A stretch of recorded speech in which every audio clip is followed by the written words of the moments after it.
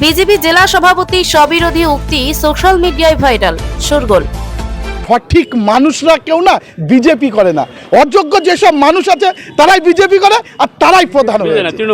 সঠিক মানুষেরা কেউ বিজেপি করে না, অযোগ্য যেসব মানুষ আছে তারাই বিজেপি করে, তারাই প্রধান হয়ে যায়। বনগাঁ সাংগঠনিক জেলার বিজেপির জেলা সভাপতি বিকাশ ঘোষের এমনই বক্তব্যে সোশ্যাল মিডিয়ায় ভাইরাল হওয়ায় শোরগোল পড়ে গিয়েছে। যদিও বিকাশ বাবু এই বক্তব্য বিকৃত করা হয়েছে বলে তিনি দাবি করেন। তিনি বলেন, ভিডিওটি সম্পূর্ণ মিথ্যা এবং ভিত্তিহীন। টিএমসি হচ্ছে 2 নম্বরের মাস্টার। আমাদের বিজেপি নেতারা যেসব বক্তব্য রাখছেন সেগুলি এআই করে বিভিন্ন কথা ঢুকিয়ে দিচ্ছে, কাটিং করে সেই কথা বিজেপি নেতাদের মুখে লাগিয়ে দিচ্ছে। এগুলো বলে বাংলার মানুষকে বোঝাতে পারবে না। টিএমসি হচ্ছে 2 নম্বরের মাস্টার। টিএমসি দেখছেন সব জায়গায় যেসব বক্তব্য রাখছে আমাদের বিজেপির নেতারা, তাদের এআই করে তারা বিভিন্ন মিথ্যা কথার মধ্যে ঢুকিয়ে দিচ্ছে, যেগুলো না বললে নয় সেগুলো বিজেপিদের নেতাদের মুখ দিয়ে কাটিং করে এগুলো করছে। আমি যেটা বলেছি, বিভিন্ন মিডিয়ায় দেখিয়েছে যে যোগ্য ব্যক্তিরা কোনোদিন টিএমসি করে না, অযোগ্য ব্যক্তিরা টিএমসি করে।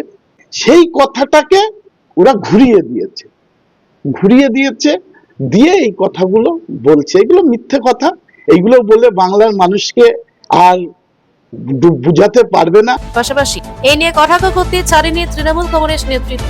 বনগাঁ সাংগঠনিক জেলা তৃণমূল কংগ্রেসের সহ সভাপতি প্রসেনজিৎ ঘোষ বলেন, বিজেপি সভাপতি অকপটে স্বীকার করে নিয়েছেন তাদের দলের যারা বিভিন্ন জনপ্রতিনিধি বা নেতৃত্ব রয়েছেন তাদের যে রাজনৈতিক যোগ্যতা নেই, তারা রাজনৈতিকভাবে অশিক্ষিত, তা স্বীকার করে নিয়েছেন। তার জন্য তাকে আমরা ধন্যবাদ জানাই। সাংগঠনিক জেলার ভারতীয় জনতা পার্টির যিনি সভাপতি বিকাশ বাবু, গতকাল তিনি অকপটে স্বীকারই করে নিয়েছেন যে তার দলের যারা আছে, যারা বিভিন্ন জনপ্রতিনিধি বা নেতৃত্ব যারা আছে, তাদের যে রাজনৈতিকভাবে যোগ্যতা নেই এবং তারা যে মানুষের পরিষেবা দিতে অযোগ্য, রাজনৈতিকভাবে যে তারা অশিক্ষিত, এটা তিনি অকপটে স্বীকার করে নিয়েছেন। এবং পশ্চিমবঙ্গে ভারতীয় জনতা পার্টির প্রকৃত যে চিত্রটা তিনি তুলে ধরেছেন, আমরা তাকে ধন্যবাদ জানাই যে অকপটে তিনি যেটা স্বীকার করেছেন, স্বীকারোক্তি দিয়েছেন, এটা তার দলের সম্পর্কে যে মূল্যায়ন করেছেন, এর জন্য তাকে আমরা ধন্যবাদ জানাই।